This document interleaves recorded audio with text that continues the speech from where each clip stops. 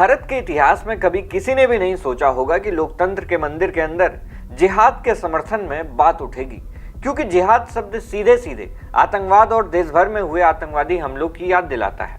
और जिस तरह से अजमल कसाब जो 26/11 के मुंबई टेरर अटैक के दौरान जिंदा पकड़ा गया था, उसने भी यही कहा था कि हम लोग जिहाद के लिए आए हैं और जन्नत में जाकर हमें 72 हूरें मिलेंगी। दोस्तों, उसी तरह लोकतंत्र के मंदिर में संसद के शीतकालीन सत्र के दौरान एक सांसद ने जिहाद का समर्थन कर दिया और सिर्फ समर्थन ही नहीं किया बल्कि वंदे मातरम को लेकर आग उगलने वाले मौलाना महमूद मदनी की कही बात को भी सही ठहरा दिया। चलिए आपको बता दें कि पूरी खबर आखिर है क्या। कि जुल्म और नाइंसाफी के खिलाफ लड़ना शायद हमें दोबारा लड़ना पड़ेगा और जिहाद करना पड़ेगा। मामला यह है कि संसद के निचले सदन यानी कि लोकसभा में बुधवार को शीतकालीन सत्र चल रहा था। इस सत्र के दौरान जब अखिलेश यादव की समाजवादी पार्टी से रामपुर सांसद मोहिबुल्लाह नदवी की बारी आई तो उन्होंने एक ऐसी बात कह डाली जिसे सुनकर पूरा सदन हैरान रह गया।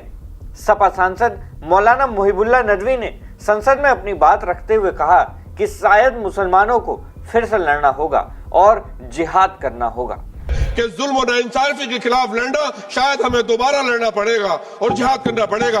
दरअसल मौलाना नदवी वक्फ संशोधन बिल पर अपनी बात रख रहे थे और अचानक उन्होंने भोपाल में जमीयत उलेमा हिंद के अध्यक्ष और वंदे मातरम का विरोध करने वाले मौलाना महमूद मदनी के जिहाद वाले बयान का समर्थन करना शुरू कर दिया।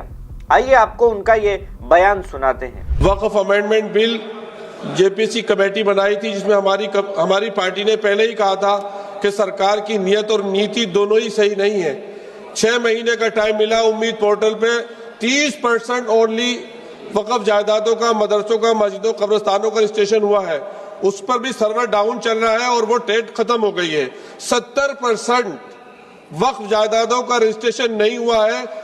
ऐसा लगता है कि आर्टिकल 25 और 26 को खत्म कर दिया गया है और मुसलमानों की जिंदगी हमारे प्यारे वतन में ही तंग कर दी गई है, जिसकी वजह से माननीय स्पीकर साहिबा वो लोग जिनके पुरखों ने आजादी की लड़ाई लड़ी थी, मौलाना अरशद मदनी, वो कह रहे हैं कि जुल्म और नाइंसाफी के खिलाफ लड़ना शायद हमें दोबारा लड़ना पड़ेगा और जिहाद करना पड़ेगा। आखिर कब तक मुसलमानों को इस तरह से दबाया जाता रहेगा मुल्क में?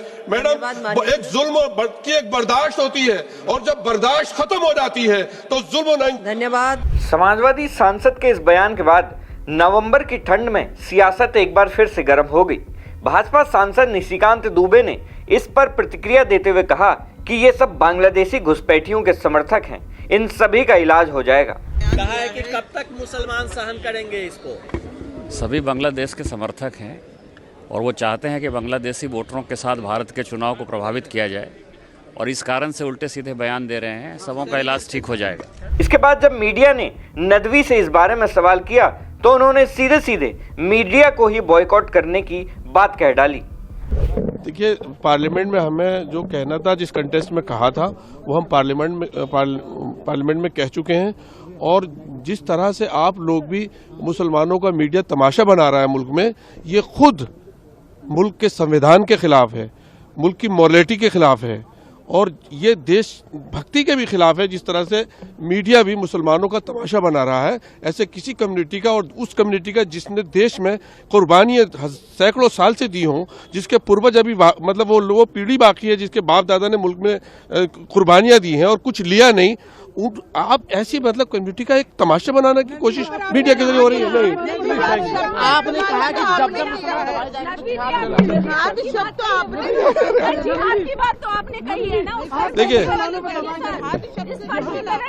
जब देखिए वो रेफरेंस दिया गया, रेफरेंस दिया। जब मीडिया किसी कम्युनिटी के मोरल को डाउन करने की कोशिश करे, उससे बाइकाट करना भी जिहाद होता है। इसलिए मैं आपसे भी बाइकाट कर रहा हूँ। नदवी के बयान पर प्रतिक्रिया देते हुए भाजपा सांसद साक्षी महाराज ने कहा कि मुसलमान के लिए भारत से ज्यादा सुरक्षित देश और कोई नहीं है। भारत विश्व का सबसे बड़ा लोकतांत्रिक राष्ट्र है और मुसलमान जितना सुरक्षित हिंदुस्तान में है, खुशहाल हिंदुस्तान में है, इतना दुनिया के किसी कोने में नहीं है। जहाँ तक दबाने का प्रश्न है, अगर दुनिया में मुस्लिमों का कत्लेआम किया है तो मुसलमानों ने किया है। हुसैन को हमने नहीं मारा था, कलमा पढ़ पढ़ के हुसैन को मारा गया था। हम लोग सर्वे भवन्तु सुखिनः, सर्वे सन्तु निरामया, सर्वे भद्राणि पश्यन्तु, माँ कश्चित् दुख भाग भवेत्, इसमें विश्वास रखते हैं। जिहाद जैसे शब्द भारत जैसे लोकतंत्र में स्वीकार नहीं किए जा सकते। अब बड़ा संदर्भ यह है कि नदवी का बयान मदनी के बयान से सीधा जुड़ा है। मदनी ने 29 नवंबर को कहा था कि जब जुल्म होगा तब जिहाद होगा, और नदवी ने संसद में इसी बयान को दोहराया। संसद का शीतकालीन सत्र 1 से 19 दिसंबर तक है और यह मुद्दा अब और गर्म भी हो सकता है। यह पूरी घटना जिहाद के नाम का डर, वक्फ कानून और धार्मिक राजनीति पर बहस को और तेज करती है।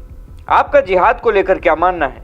क्या यह संघर्ष की पहचान है या फिर अशांति फैलाने का एक बहाना? अपनी राय हमें कमेंट बॉक्स में जरूर दें। ब्यूरो रिपोर्ट, सरकारी मंथन।